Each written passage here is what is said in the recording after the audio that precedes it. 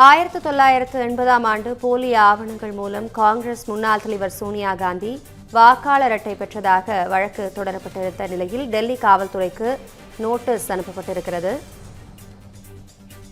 சோனியா காந்திக்கு எதிராக முதல் தகவல் அறிக்கை பதிவு செய்ய கோரிய மனு மீது பதிலளிக்க டெல்லி காவல்துறைக்கு நோட்டீஸ் அனுப்பப்பட்டிருக்கிறது.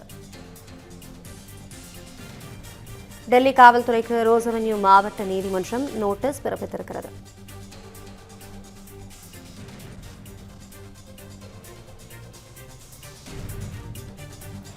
சோனியா மீது எஃப்ஐஆர் பதிவு செய்ய கோரி விகாஸ் திரிபாதி என்பவர் நீதிமன்றத்தில் மனு தாக்கல் செய்திருந்தார்.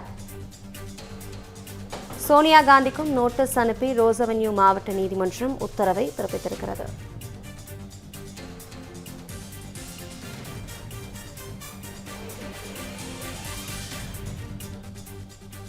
இதுகுறித்த கூடுதல் விவரங்களோடு இணைகிறார் நமது மூத்த துணை ஆசிரியர் ஜோ மகேஸ்வரன். முழு தகவல்களை வழங்கலாம்.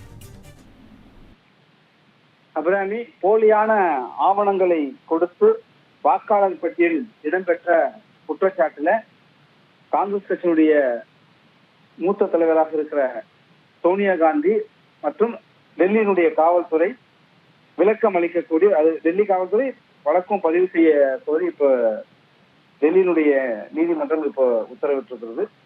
இதனுடைய பின்னணியை பார்க்கிறப்ப 1983 தான் சோனியா காந்தி இந்திய குடியுரிமை பெறாரு. ஆனா 1980ஆம் ஆண்டு புதுடில்லியில வாக்காளர் பட்டியலில் சோனியா காந்தியுடைய பெயர் இடம்பெற்றதாகவும் அவர் போலியான ஆவணங்கள் மூலமாக வாக்காளர் பட்டியலில் அவர் பெயரை சேர்த்திருக்கார் என்று குற்றச்சாட்டு இருந்தது. இந்த குற்றச்சாட்டு குறித்து முதல் தகவல் அறிக்கையை பதிவு செய்து விசாரணை நடத்த கோரி கூடுதல் தலைமை ஜுடிஷியல் மாஜிஸ்ட்ரேட் நீதிமன்றம் முன்பாக விகாஸ் திரிபாதி என்பவர் மனு தாக்கல் செய்தார்.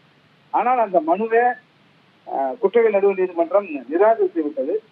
இதையடுத்து அவர் டெல்லியில் இருக்கிற ரோஸ் அவென்யூ மாவட்ட நீதிமன்றத்துல மனு தாக்கல் செய்திருக்கார். அந்த மனு மீதான விசாரணை இன்றைக்கு நடைபெற்றது. நீதிபதி விஷால் கௌத்னே இந்த மனுவை விசாரித்தார்.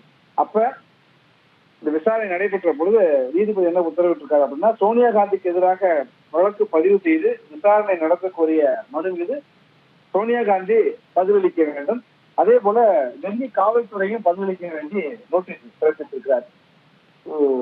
இப்போ கூட நாடாளுமன்ற மக்களவையில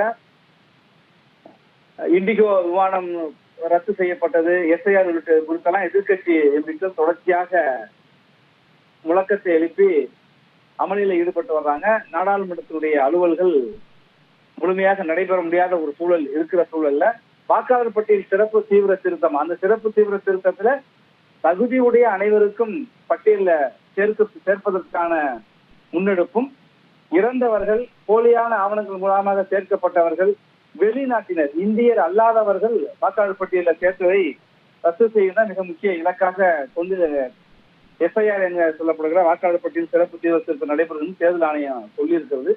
இது குறித்து தொடர்ச்சியாக நாடு முழுவதும் காங்கிரஸ் ஒரு விவாதத்தை ஏற்படுத்தியிருக்கிறது. அது பேசுபொருள் ஆகியிருக்கிற சூழல்ல டெல்லியோட நீதிமன்றம் காங்கிரஸ் கட்சியுடைய மூத்த தலைவர் அவரே போலியான ஒரு ஆவணத்தின் மூலமாக வாக்காளர் பட்டியல்ல தன்னுடைய பெயரை சேர்த்தார்ன்ற குற்றச்சாட்டுல நீதிமன்றம் இப்படி உத்தரவு பிறப்பித்திருக்கிறது முக்கியத்துவம் பெற்றதாக இருக்கு.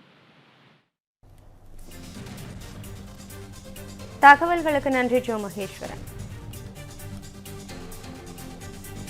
13 years of trust, a revolution of gratitude, 100% assured appreciation. With gratitude, G Square oda 13th year anniversary offer plot villa apartment எது புக் பண்ணாலும் 25 வருஷத்துக்கு பவர் இருக்கும், ஆனா EB bill இருக்காது. Up to 5 kilowatt solar panels with no additional cost ஓட கிடைக்கும். Zero EB revolution. To book, call 8939710009.